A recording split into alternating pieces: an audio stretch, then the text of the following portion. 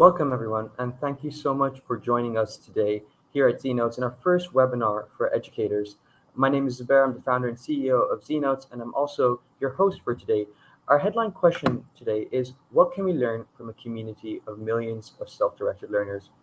The ZNotes phenomena was an accident. When I started at 16, it was definitely not meant to be growing at this scale, but over the years, it's become a convening force of millions of students, and most importantly, a tool that empowers and educates students globally.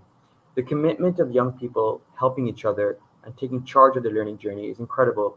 And today I'm keen to dive deep into these insights that we've gleaned as an organization, as well as share how we can apply this in your context. So both in your classroom, in your local community, in your schools. And I am really excited to have some incredible speakers to help me answer this question. So I'll be joined by Dr. Nomisha, who's an award-winning researcher at the Faculty of Education at Cambridge University, as well as Tom Cassidy, who's our Chief Learning Officer and an international educator with over 2 decades of experience as a teacher, principal, and trainer of teachers. We have a full hour together, and it's going to be broken down into 3 segments.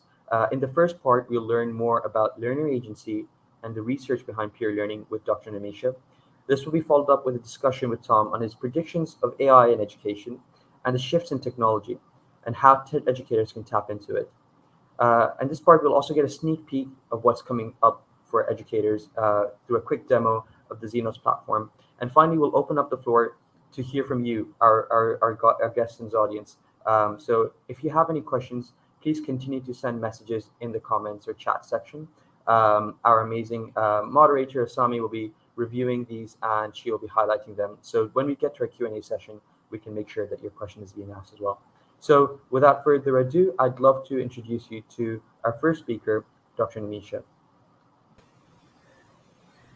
Hi, Dr. Nomisha. It's lovely to have you. How are you? Hi, Super. It's lovely to be here. Thank you for that introduction. I'm really looking forward to our discussion today. Likewise. It's wonderful, and thank you so much for making the effort. I know that you've been through multiple travels and journeys as well, so we're really grateful to have you. Um, you've done some incredible work and research and spent a lot of time, at the Faculty of Education. I wanted to kick off our discussion with a little bit of more of a deeper understanding of the importance of peer learning and the role of learner agency when it comes to spaces enabling that. Thank you for that, Zubair. I actually find ZNote such an inspiring example of peer-led learning. And so every theory or concept I discussed today, I think has clearly been actualized in a very practical sense by the platform you've built. So thank you for giving me the chance to speak with you and engage with the amazing impact that the platform has had. In terms of peer learning, I would say that it's well recognized in research that peer to peer learning can be one of the most impactful pathways for enhancing students' motivation to engage in academic learning, to set goals for themselves. And in this respect, one theory that I would really recommend and love to share that's relevant to learner agency is something called the theory of self determination, which was developed by 2 psychologists called Ryan and Deci, who wanted to find out what makes people truly motivated to pursue and set goals for themselves. What is that secret ingredient that actually makes someone want to fulfill a goal or to even have the energy or motivation to set it in the first place? So, in the classroom context, it's interesting to think about self determination theory because the idea is that there are 3 innate psychological needs that everyone has.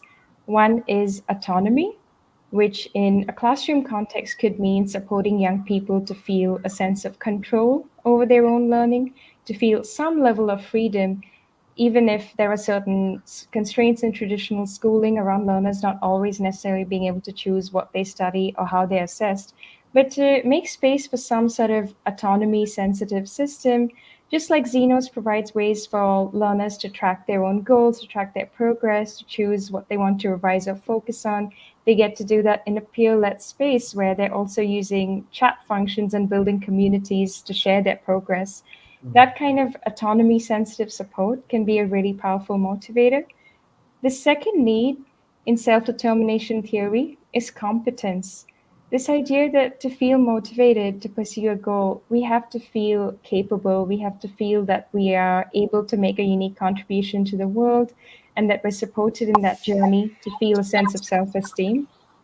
In terms of capacities in this sense, I find it really meaningful that one, the platform is giving students access to free and high quality resources that they need to develop that sense of academic confidence. But it's also interesting to note that because it's a peer-led platform, the students who are giving their time in a voluntary capacity to build those resources for other students are also having the opportunity to develop their self-esteem because they're taking responsibility, they're contributing to someone else's learning, they're sharpening their own knowledge and skills by giving back to a wider community. And that's also a way to practice honing their sense of competence. The third need is around relatedness, which I like to think as wrapping around everything else because the human need to feel connected and to feel a sense of belonging is so intrinsic and so interrelated with pretty much everything else we need to function at a healthy level psychologically. In this respect, and I'd love to hear more from you, Zubair, I find that ZNotes is doing such a wonderful job of creating a very impactful community that's got a culture of care behind it. I know in the latest impact report, ZNotes was spotlighting how young people all around the world are having a chance to engage with very different nationalities and races and ethnicities, communicating with people on a regular basis that perhaps they never would have had the chance to meet otherwise, being able to set and track goals in this community. And so it's these three needs: autonomy, competence, and relatedness that I think are really key to thinking about what gives learners a sense of agency, motivation. How does that tie back to a peer led system? Absolutely. Thank you so much. I love the three key ideas, and I hope that we have been able to display some of that in our own work. Some of it almost emergent, so we never inherently set out to do these things, but over the years it's just kind of refined and come to the surface. Mhm, One thing that we really propagate, and I think not just within Xenos, it is something that I personally, as a philosophy, I'm really keen to share at a wider scale. Is thinking about the role of a student. We have historically considered it to be a very passive consumer role. Um, mhm, and what we've proven in a small way through Xenos and hopefully in different contexts as well, we see that young people, when given those kind of, and I think you talked about, right, autonomy, so given the space to and the control to do something, the competence, mhm, enable them with the tools and skills to be able to do something, and finally, mhm, relatedness, something which is part of their experiences and allows them to connect with a wider community. mhm, Three ways, if we can enable that, not only do we mhm, kind of create impact, but we're also really transforming the role of a student from this passive consumer to an active mhm, creative proponent of education. And I think technology is definitely a big part in enabling that for us, mhm, allowed it to be hugely scalable, hugely accessible. Of course, there are challenges, but that's made life a little bit easier as well for us. Um, so I mhm, think that it's something we're baking in. But what about taking these notions and applying it in the classroom context? mhm, How can I, if I'm a teacher, and mhm. let's say a typical context of a Xenos user is that they're pursuing some sort of an IGCSE exam for a science subject. If I'm teaching that subject, what are the same? How are these kind of ideas applied in the context of my classroom? Yeah, thank you for that, Zubair. That's such a wonderful reminder to contextualize all this research and theory in the very practical and rich lived experience of a classroom setting. What would that look like and what would that feel like? Of course, it will depend on every teacher's unique context, but I Mhm, would say that some clear, actionable recommendations emerging around seeing each student through a strengths based lens, seeing each student as having the agency and having the capability to build mentoring systems to support other students. For example, in my own PhD research at Cambridge, I was working for 3 years with young people who had the least amount of power in their societal and cultural context. I was working with child victims of forced displacement, so internally displaced refugee populations, mhm, children with disabilities and chronic illnesses, children who were living in extreme poverty. And the one consistent finding across every case study was that students again and again reported that regardless of their life circumstances, they wanted to be seen and heard and affirmed by their teachers as strong, capable, willing and ready to give back to their community. For example, a young girl I worked with who was only 11 when her home was destroyed overnight and she became a refugee. Mm, She reported that her greatest aspiration was to become a doctor upon entering adulthood so that she could help others living in chronic poverty and facing homelessness like her, make mm, her medical aid free. And she produced a very powerful statement, which was quite unusually lyrical coming from a child as young as 11. She said, I want to help poor people because we aren't animals. It was quite a poignant thought, phrased with a remarkable degree of clarity for such a young child. And what she meant by that, as she later explained, was that these systems have the power to take away a student's humanity or to take away a young person's sense of feeling like they have agency in the world. And so her aspiration was to treat people in a humanizing way. Now, every student's case will look different, and students will come into the classroom with varying levels of socioeconomic resources. But having a strengths based lens and really infusing the entire curriculum from that strengths based lens can make a big difference to students' motivation to learn, to achieve. And that's why peer led learning is a part of that. It can also be interesting to think of all the skills we cultivate in students when we try to meet those three needs for autonomy, relatedness, and competence. Along the way, the activities we design can end up honing so many different cognitive and emotional capacities at once. So, a yeah. practical example of that is that if you're a teacher and you've planned a peer mentoring activity in your classroom, whether or not you're using an edtech platform to do it, you will probably end up cultivating metacognitive skills in your students, where metacognition is the act of being able to think about your own thinking and to articulate why you think the way you do or why you're solving a problem in the way that you are. With peer mentoring, especially with ZNotes kind of model of having students create resources for other students, it can be really effective because when you, as a young person, are told or guided or encouraged to support one of your peers, as a teacher in that space, a young person who's a teacher, you aren't just giving knowledge in a passive sense, you're also practicing your own abilities to articulate that knowledge, to condense it in an understandable form for someone else, to check for gaps in their understanding, maybe to use critical questioning, to be invested in someone else's progress. So when Yeah. a teacher gives a student that opportunity to be a peer mentor, they aren't just meeting psychological needs for competence and relatedness and autonomy, but they're also honing skills like metacognition, which we know from research can be incredibly effective for that young person's future achievement, well being, and life outcomes. Yeah.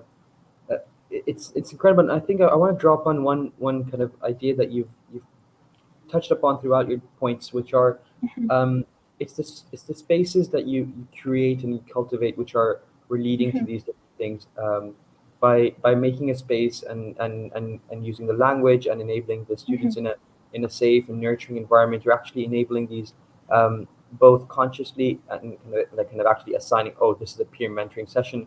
But I also think that it can be done. And what I love about Zenotes is it's how it's self-organized. Um, mhm, so we're in the middle of major exam season, and what kind of gives me so much joy and enthusiasm and happiness mhm, for continuing to do what I do is I go on to the Discord community and I see students helping each other out, and most recently, students self assigning themselves to be mentors and running study sessions. So mhm, these are students who are in the middle of their own exams. They're applying, mhm. they're sending an application, they're telling us what they want to do in a live synchronous study Mhm. setting. They're setting, Wow. preparing content and materials, um, Mhm, and going into a room to deliver a lesson, a kind of revision session, a work mhm. through a past paper, and doing it Wow. in like out of their own willingness and want and desires. And it's just such a it's so empowering to It's see that. amazing. Yeah, Mhm, it's I think a big part of it, and it's taken a long time for us. And mhm, it's not doesn't happen overnight, but it's about the community that we've created. Now this is virtual. That mhm, centers around the ideas of ensuring that every voice is heard, everyone is recognized, mhm, um, mhm, questions are not considered dumb. mhm, The mhm, different perspectives and responses and styles of answers are also exciting and thoughtful. And as you with the other point they talk about metacognition, when you're talking about different learners, they have different approaches to the different questions, and Mhm. that vibrance and diversity is actually incredibly exciting and actually Mhm. unpacks more learning than just going about it in a single in a Mhm. so I think one thing that I heard throughout your points were also ensuring that the spaces that we create and cultivate are inclusive, Mhm. are safe, and are ensuring that young people's voices are surfaced and supported. Mhm. Yeah, absolutely. That's so wonderful to hear, Zubair, with what you just shared about that long journey of building this very impact driven community.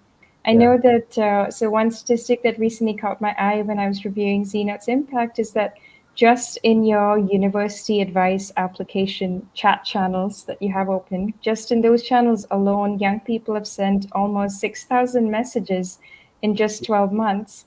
Yeah. And I know that the university application process is a time of so much turbulence, anxiety, look, very high stakes for young people. And so the fact that ZNotes is providing these opportunities to reach out to others, to befriend, mentor, to receive guidance in that nurturing and safe space, that's just a real testament to the hard work that's gone into building this community.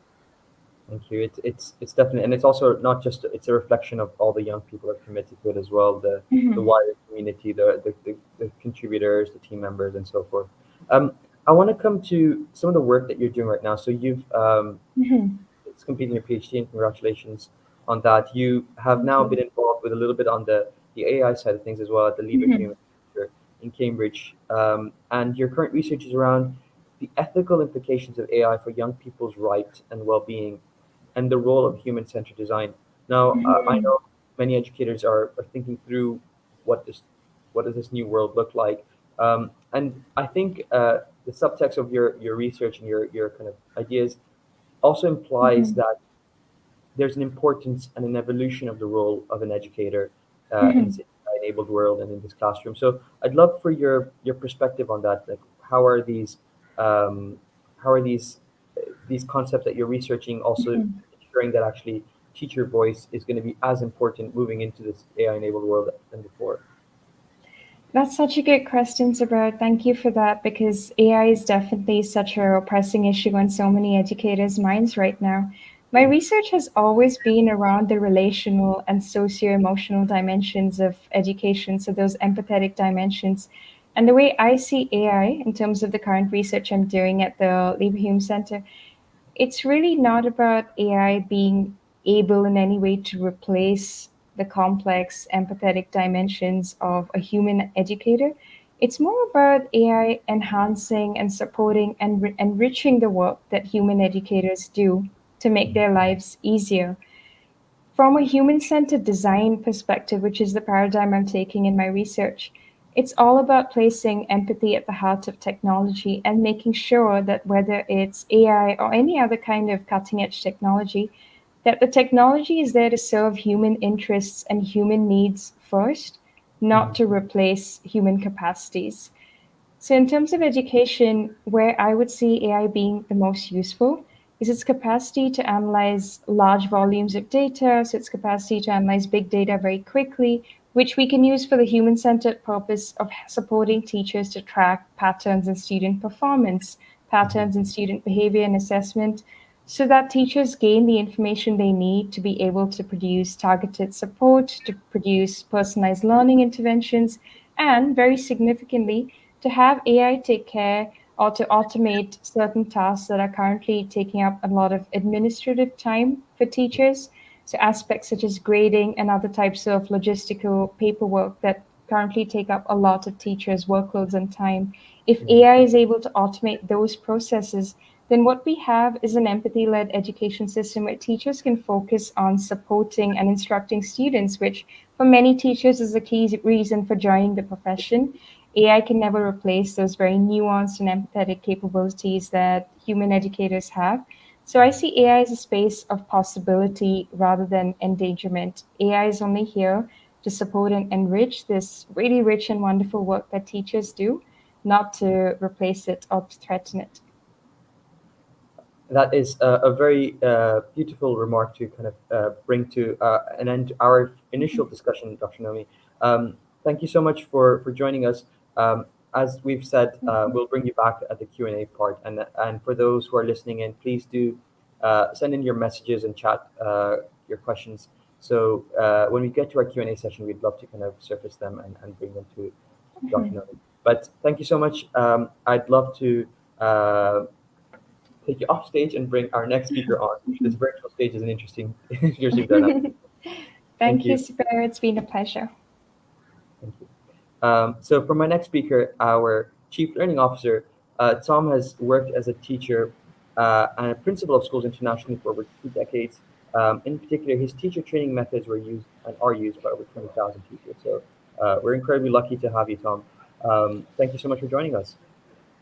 It's amazing to be here, Zubair. I want to apologize up front for perhaps a little bit of background noise because I'm outside, quite close to the coast in Colombo, where I've been doing some teaching today. So, it's important for us people who've got decades of experience to still remember what it's like being in the classroom. And I will correct you. You said 2 decades of experience. I'll take that, but it's 3 decades really. Wow. It is. I think I need an update. You're just trying to make me sound as young as I look. Exactly. So, how do you want to start today? Because there's so many things we could talk about. I mean, I'll be guided by what you think people would like to hear, really, from the educator's perspective. Absolutely. I think what the first question that I have for you, and is just following up from what Dr. Nomi was talking about, was from the big elephant in the room, ChatGPT, AI, and the fear that's essentially going around with educators about replacement and endangerment. So you've been using technology since the early 2000s when we were still, I was probably still a baby at the time. So of course, there's a lot of evolution, and you've seen those changes happen in how much tech has been brought into the classroom. So I think the first part is you've seen the reaction to tech at different stages, and each reaction tends to be quite emphasized and not really realized at some point. So how do you see these new advancements, and how can educators feel empowered by it rather than kind of feel replaced or endangered by it? Okay, I mean, this is a really good question, and the elephant in the room is like, what the hell is AI going to do to my career, job, the future? And everyone is kind of, aren't even ignoring the elephant in the room. They can see it, and they just no one knows the answer. So when you're not really sure what to do, a good approach is to sort of look at the underlying principles. And I think it's possibly worth saying that there's at least 2 different things to pay attention to right now that we're at the current frontier of. The first is that the pace. There's kind of I think Stalin allegedly says that quantity has a quality all its own. And when you get the scale at which things are happening, so many different things are happening, you end up with this kind of overwhelming sort of possibility, because so many people right now, while we're doing this course, so many people right now are thinking about ways to use AI to change their lives, to change their business, to change how they learn, all those things. So one thing is the sheer volume of it is different. It's different because the rate of change is at it's never been like this before. And it's a bit like the early days of any kind of exponential effect. It's difficult to see looking backwards, because when you talk about how things doubling, it's sort of, there's this great puzzle about sort of a pond that's completely covered and it doubles every day, and you sort of say, you think if it takes 30 days to double, sort of how much of the pond was covered after sort of 25 days? Well, the way you look at it is go backwards. On 29 days, it was only half. 28 days, it was only a quarter. So after 25 days, hardly any of it. So going from hardly any of the pond being covered to the whole thing covered in a blink of an eye. So I think that the idea that we're at the frontier of such phenomenal change is terrifying and exciting at the same time. So that's one piece. And the second piece is the fact that it can learn to improve itself as it goes along is the other piece, which is quite new. So these are the two differences. When we're talking about in the early 2000s, when I was doing online companions to a workbook, that's how exciting we were. We had websites, and you had a workbook, and then you could go online and actually, this is a companion, and that's how cutting edge things were back then. It was not the same, not just because of what was happening, but because the rate of change and the fact that these online websites couldn't then work out how to improve themselves.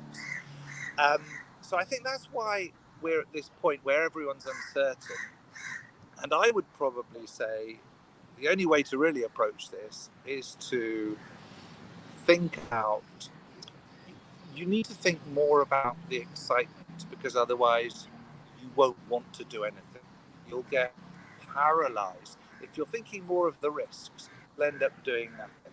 And so I think for teachers, the one takeaway I would say is, look, you're not going to get replaced.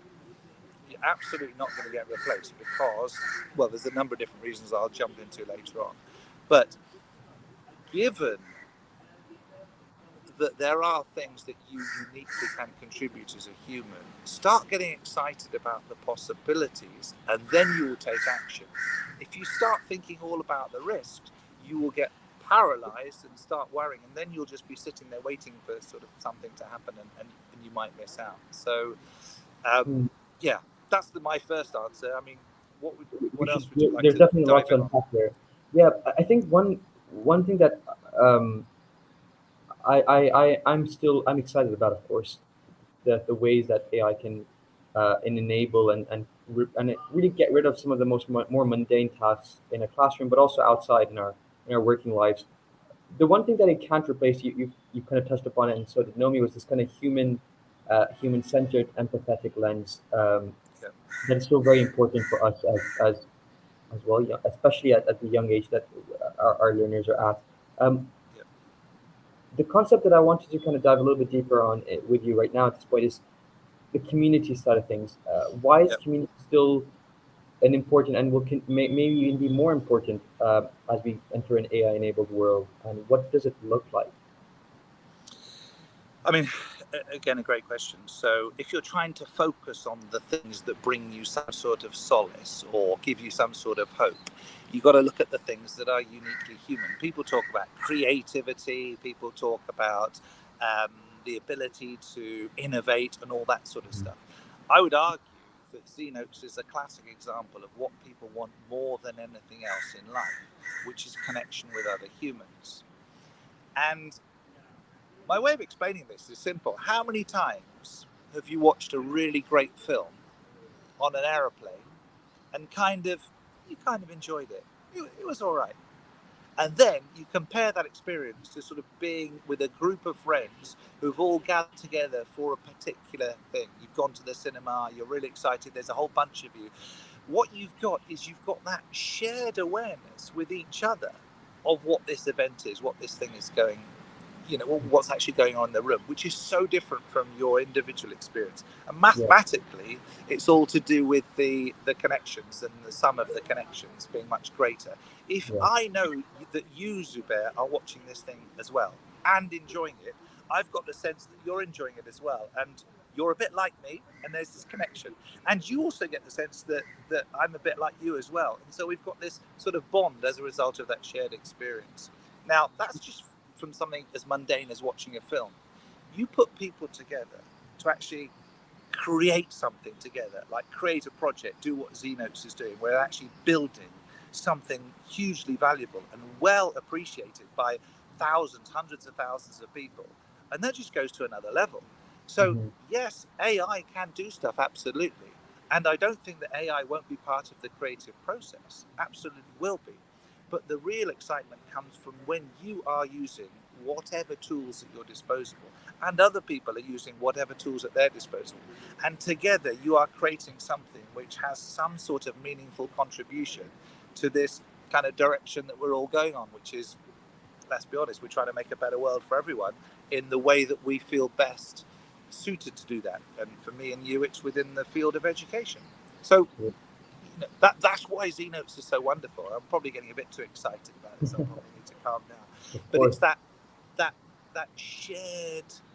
that shared awareness and that shared understanding of doing something meaningful together. Yeah, the collectivism, which I think we're seeing, as I mentioned with Dr. Nomi as well, is that um, what gets me most excited is seeing young people uh, interacting, engaging, and simply out of their own motivations coming on and leveraging the platform and leveraging the community, and creating content and dedicating hours and hours of their time to be part of that process. It is, it definitely restores faith, because that's what we wish to see, right? We want to see these self-motivated, self-determined learners who are going to be our future. So let's talk a little bit more about bringing this into the classroom. So um, Yep. we're seeing these emerging technologies. You came across ZNotes many years back and have been a champion for us for so long before even becoming one of our kind of part of the team, as it were. Um, Tools like ZNotes and others out there, how do you see them being implemented, and whether it's in a kind of a very instructional way, or is it more around what can teachers teach each other and come together as a community to decide and leverage these tools as well? Yeah.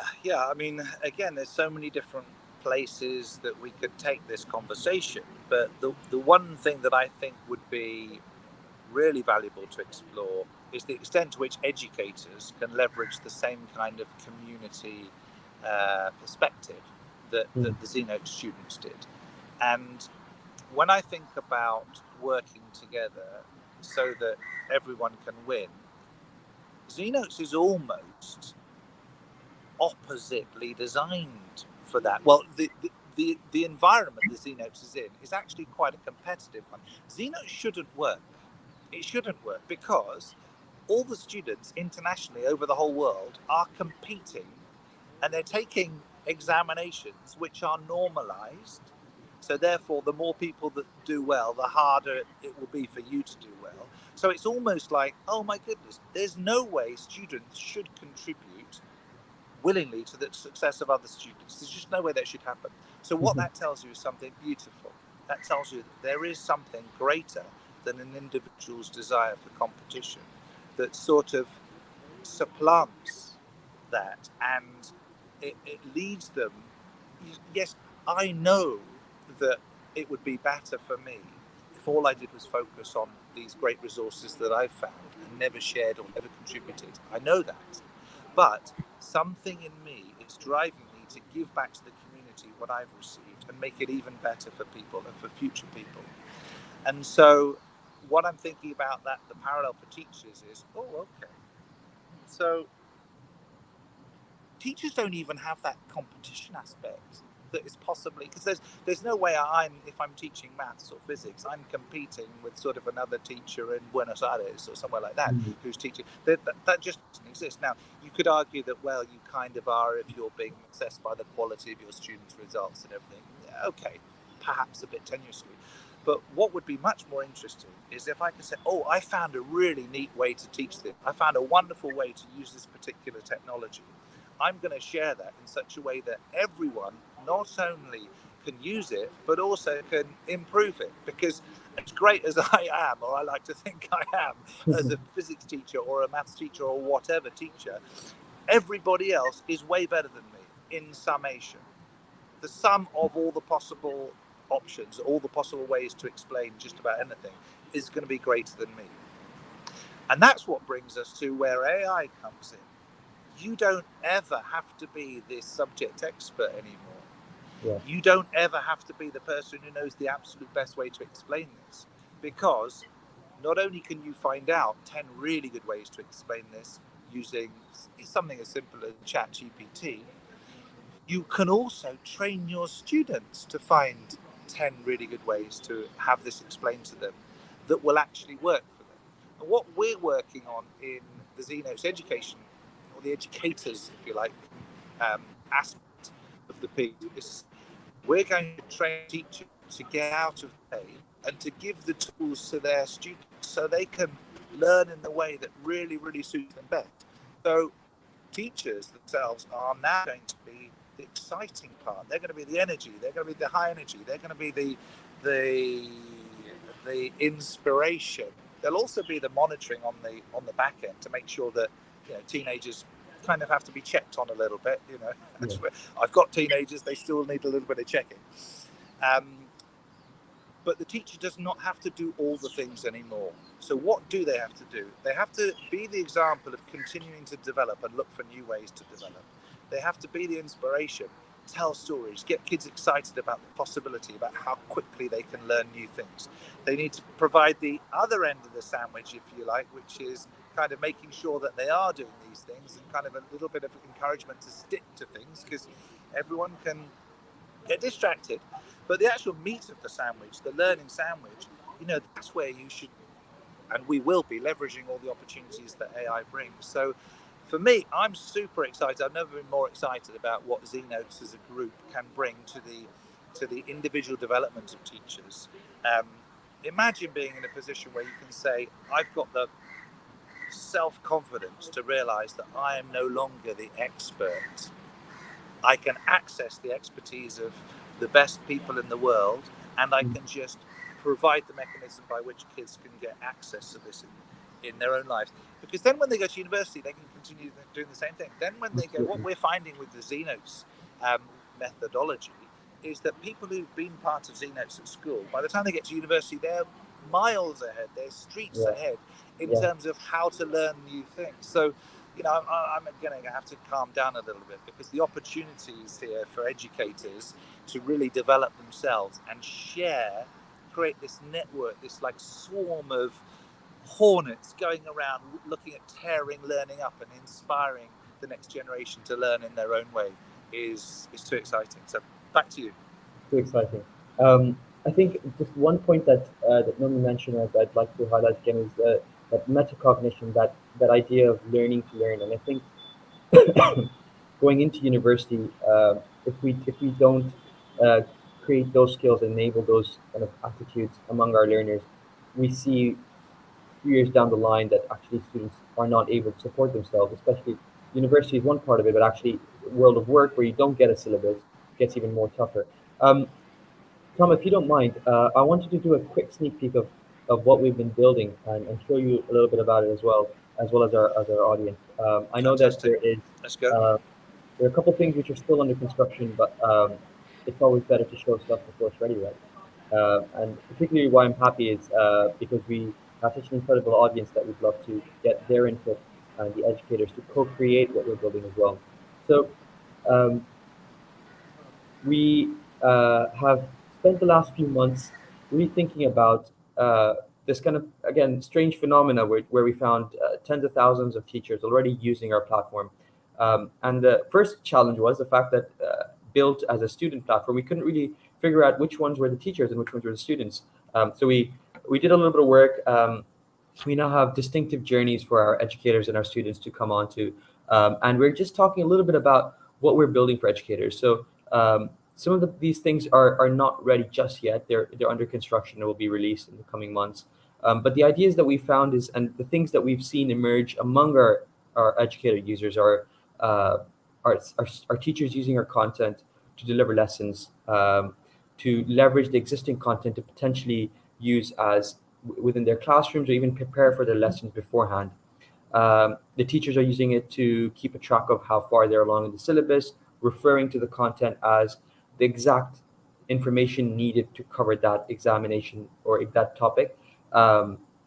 Teachers are using it to see how the students are working together in a community. And we also think that there are a lot of study strategies, things that, I think you mentioned as well again, Tom, which was that beyond the subject matter content, what else could teachers be doing in their classrooms to enable their young people and set them up for success? Are the strategies that can help them within those classrooms and outside. So we have a couple ideas of what this platform will look like, and we've had some input from teachers to help out with that. But let me show you what's been built, and it's only just ready for our earliest beta users, and hopefully will be out in public very soon as well. So logging into one of my many accounts, the version which is for an educator. What we're seeing now is an ability to follow the different subjects that I'm pursuing. So if I quickly add a new subject to my dashboard, let's say I'm studying the business studies, and if I go and add that into my dashboard, um, our ideas. So first of all, we realize that actually teachers love to get an overview of what's coming up, where the syllabus is. So very quickly, you can actually see the different chapters of the subject and dive straight into the areas which are most interesting to you. Um, the things which are under construction but are hopefully going to be available quite soon is the ability to display this content in a more engaging presentation mode. So hopefully in the coming weeks, you will see that enabled. Um, the other thing that we're really excited to be able to launch within the next week is the ability to track how far along I am in the syllabus. So at the end of every chapter, I'm able to add a progress status. Is this a chapter that I'm in progress with? Does it require reteaching? Is it something that just only requires a little bit of review, or are we ready for exam day? And as I go through the syllabus, either preparing for myself individually or thinking about it from a classroom perspective, and I've just delivered a lesson, I can add how I'm feeling about the different syllabus aspects and keep a track of how it's going. Um, so we've seen various use cases of teachers of using this content. Tom, how I know you were using this back in the days when you were setting up the Cambridge Leadership College. How did you see this as a resource or a tool that you could use in your classroom? I mean, the great story is that I was setting up a school in Cambridge, and I did a bit of searching for some notes. I found ZNotes, and I thought, oh, this is interesting. Sort of 1.1 million hits or something. And then, like 3 weeks later, I looked at it again. It was like 2.5 million hits. I was going, what the hell's going on here? And what I was looking for was a way of making sure that we had the canon of all the notes in a way that wasn't so. It's almost like the Goldilocks spot, which is like, okay, you don't want massive amounts of really super hot porridge, and you don't want tiny amounts of cold porridge. You want exactly the right amount. So what ZNotes was doing for me, it was the canon at exactly the right level for the majority of students. So what I think is really exciting is how teachers could use this, and they don't necessarily even have to have textbooks anymore, right? Because textbooks are expensive. I mean, part of the exam boards will hate me for saying this, of course, but they change the syllabus every 3 or 4 years to get schools to spend more money on textbooks. Great. It's not a great business. Well, maybe it is a good business model, but it's not great for learners. The essence of mathematics doesn't change that often. So what we want to do is find a very low-cost, effective way, community-driven, much like Wikipedia. Yes, there's perhaps dodgy stuff that can be in there for a very short period of time, but the self-correcting, self-organizing aspect of all these people means that this will be the canon. It'll be up to date for all the syllabuses. You won't have a teacher who teaches the wrong textbook, the wrong play, or the wrong whatever, which happens all the time on the international circuit. So making sure that you've got something you can absolutely trust that provides exactly the right level. And then you as a teacher, you can go much deeper than that if you want to, but you know that this is absolutely current, absolutely relevant, and absolutely apposite. It's perfect for your teaching. So that's why I came to ZNotes in the first place, and I think that's probably the single biggest value. All these additional things look like really useful. The fact that I can hit a button and then I've got an introduction to a topic, so I can just show a bunch of different slides. What's the big idea with this topic? What are the different ways that we might be able to teach this? What are the hooks, etc.? And then probably the most valuable way that teachers are using it right now is kind of like a revision summary, exactly the right level of just the important stuff. I was using it today, right today. I'm in Colombo doing some work here. I was actually using this today, and so we're eating our own dog food. Great validation. As you've been saying, both as a resource to refer to know which parts of the syllabus and how deep to dive into different bits of it.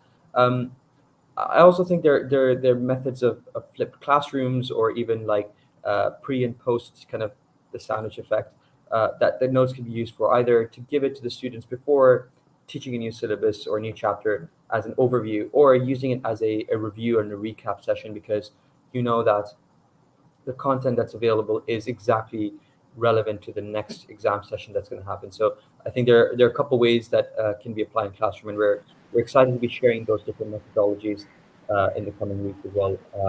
But just as a kind of a sneak peek, this is what we're really excited to show you, This the is kind of brilliant. I deeper mean, dashboard. following up on that point, Mm, so at the Cambridge Leadership College, all we did was, here's some past papers, here's ZNotes, right? And you can cover the entire year's work in a week. And you're sort of going, what? How can you do that? You just can do it, because what you've got is you've got the basic nuts and bolts. You've got a teacher who's wanting them to think for themselves. You've got past paper questions, and it's like, okay, not so that they get good at doing past paper questions, which is kind of the opposite of what we want to do, but so they know, oh mhm, right, this is how it all fits together. What can I take from these and try these different past paper questions, use reverse learning, those sorts of things.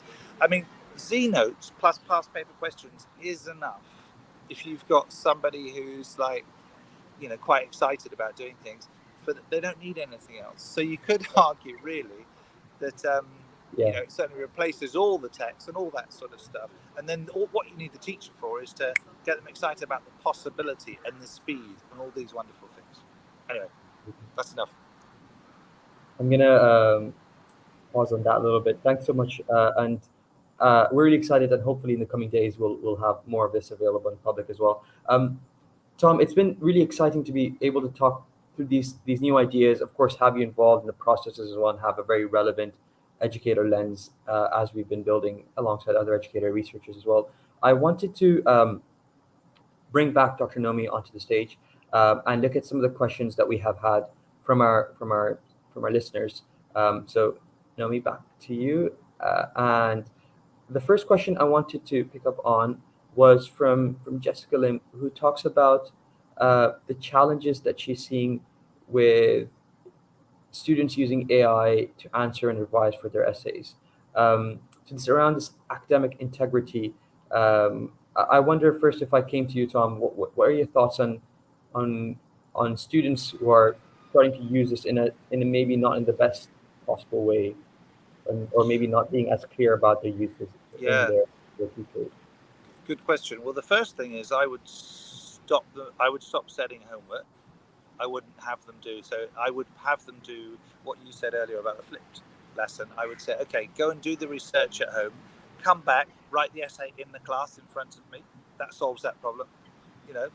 Simple solution. So you do timed essays in class, but you do as much AI preparation to learn the stuff that you have to produce. So right today, I've done something similar where I said, come to the lesson being prepared to go through live on the whiteboard any of these 10 questions. You can't fake that, Mm, right? You can use AI absolutely to help you learn how to do that. But when you get back to the classroom, you're going to have to, in front of everybody else, stand up on the whiteboard and live solve any of these questions or write an essay on any of these topics. So the design of your teaching can completely eradicate the possible cheating components of AI. But you need to be a little bit smart about how you think about setting up your classes. yeah. Dr. Nomi, do you want to add anything to that? I know that your work is on the ethics of AI as well. So what about the ethics from a user perspective? Yes, absolutely. I think that was a wonderful point from Tom, a really practical way forward for teachers to try and motivate students to think about academic integrity and how they would apply their practical problem solving skills in the classroom.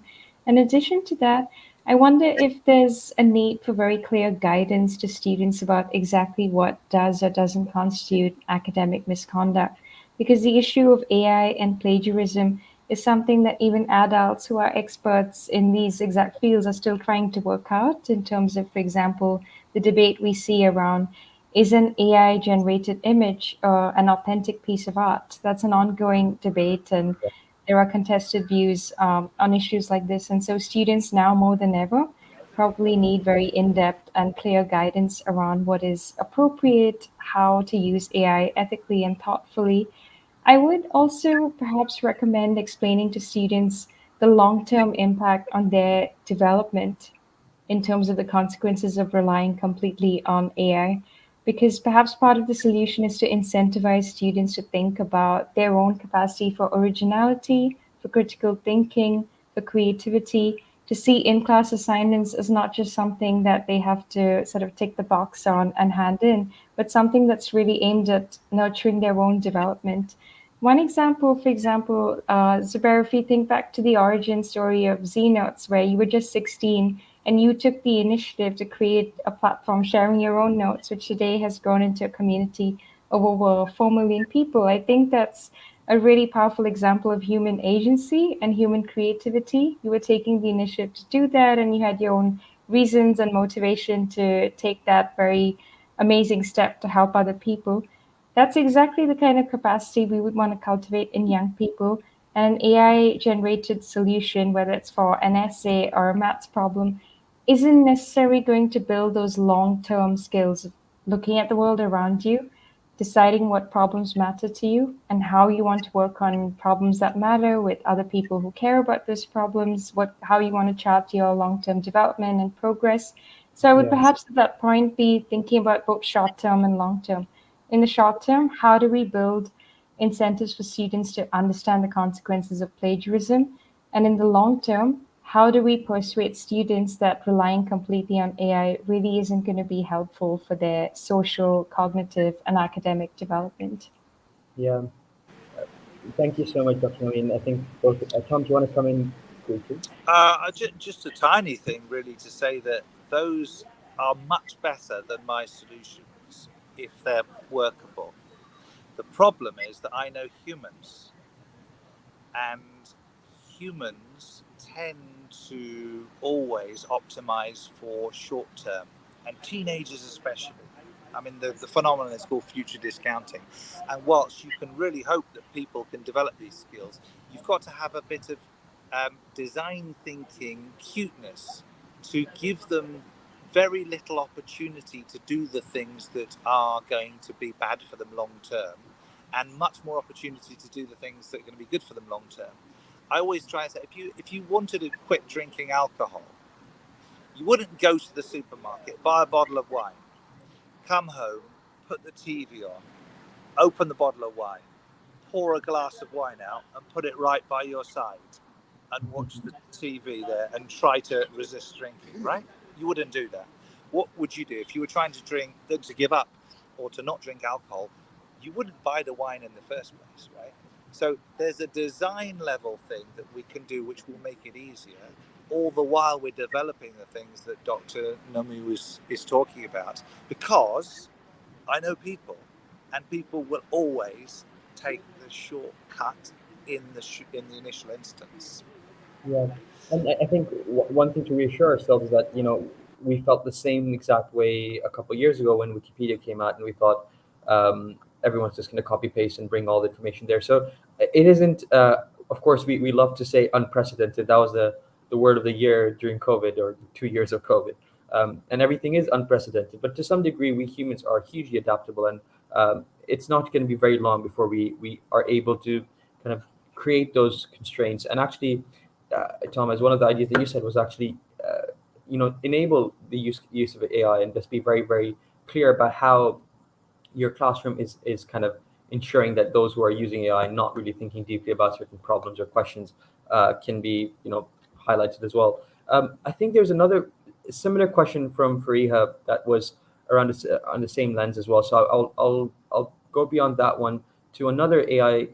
So that was Fariha's question around academic integrity. The next question I wanted to highlight was from Fast Tick, which was around how AI will shape the education in the future and any possible threats and limitations. So we've talked a lot about this during our earlier discussions as well. So maybe I want to bring us to the kind of, maybe not just negatives, but what are the limitations? What are the limitations you see now, and how can we be conscious of it and cognizant of it? So Dr. Nomi, first over to you. Yes, absolutely. If we're thinking about possible threats and limitations, I would say that one huge danger we face is around the accuracy of information and the danger of misinformation through systems like ChatGPT. I think these systems can look particularly alluring because they're very persuasive. As a language model, ChatGPT is very, very good at synthesizing a large volume of data and integrating it and spelling it out in a way that looks convincing. But we know through well documented research coming out that, and even informal anecdotes and everyday experiences that people are having with the tool, that it is very good at making up information or presenting inaccurate data in a way that looks convincing. That is, of course, a really big danger that students and young people and everyone in general needs to be well informed about. In addition to that, I think a subtle but equally significant risk of AI systems is that their whole world is their data set. The whole world of an AI system is the data set that you give it, that it's trained on. And in that sense, it can very much reproduce rather than challenge existing inequalities and societal norms. It, for example, can reproduce certain types of racial and gendered biases in the world. One of the examples that struck me when I was reviewing the risks of AI recently was an example coming from an image generation study, which looked at generative AI and what images it produces if you feed it a prompt such as give me a picture of CEOs. 97% of those results were depicting white men as CEOs and not depicting women or ethnic minorities simply because the AI was taking that information from the data set and reproducing that in the form of art or what it thought CEOs could look like. So that has implications around students using systems like that to generate information or generate their own assignments, because then there's a real risk of losing the capacity to rethink society or to think of new possibilities if we're using models that are only reproducing existing patterns in society. Mm. And I would love to hear Tom's view on this as well, coming Yeah. from your classroom expertise. So the immediate answer to that last bit is you say that what you've got is then, in terms of physics, it's like you've actually got systematic error in the thing rather than random error. So it's biased, and so the reality is distorted by the data set, which is a great point and very valid.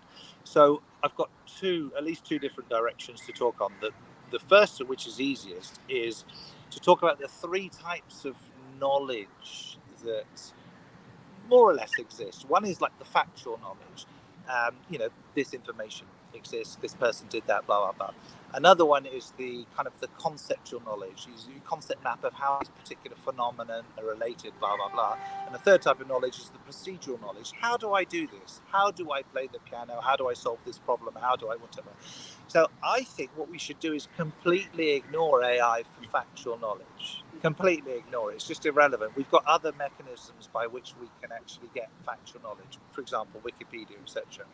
But what we should think of as AI as being a tremendous teacher for conceptual knowledge. Conceptual knowledge, the ability to sort of understand and think through things and see how these relationships work. These concepts and the relationships between the concepts. So what I would say is, in terms of how to think of AI, think of AI as a great teacher, not of facts, but of concepts at a variety of different levels. And that's what's probably most exciting about it. The fact that you could get it to teach sort of the difference between AC and DC electricity for transmitting power across large distances. And you can get that explained at the level of a 5-year-old, a 10-year-old, a 15-year-old, a 20-year-old, whatever, university graduate and beyond. And I think if we focus on using the thing for what it's best at, which is like the conceptual knowledge and then also the procedural knowledge, because there will be expertise about how to do these sorts of things, I think would be great. And if we focus on it for factual knowledge, we'll be completely screwed, to be honest, because as you say, it just makes stuff up, doesn't it? Thanks so much, Tom. I do realize we're getting to the end of the hour, and it's been such a fascinating discussion, and I'm sure that we can continue this much longer. But it's to keep to time, I just wanted to wrap up with a couple of actions because we can't really go away without a couple of call to actions, right? So there are three things that I wanted to share as potential ways for you as educators or to be involved in what we're doing, first up is to just sign up and check out what we're doing. Our wonderful moderator Asami has also shared some feedback forms that you can complete to tell us a little bit more about what you're interested in. The second is around the new role that we're launching, which is an expert reviewer. We realize that students are creating our content. We have incredible levels of moderations and review implemented, but we also think that having educators involved in that review process, even though it's a very low commitment, it doesn't take a lot of time, a couple of hours to review a full set of notes, can add a lot of value and add value to your lives as well. And the final one is around the school network. So we've already had a couple of great schools who have joined our network, and they're engaging their students as ambassadors, as running workshops in their classrooms. Actually, one of our ambassadors is in the chat right now as well, which is wonderful. So get yourself and your school involved in our network, and you can learn more about that as well. The links are in the chat, so just direct yourself there. I want to thank our wonderful speakers for today. Thank you so much for taking the time to be with us. You've provided such deep and meaningful insights to us. I'm grateful for your time. So thank you, Dr. Nomi and Tom. It's a pleasure. Loved it. And lovely Absolute to meet you, Dr. pleasure. Thank you so much. It's been wonderful to be here. Everyone to join as well. Thank you. Bye-bye.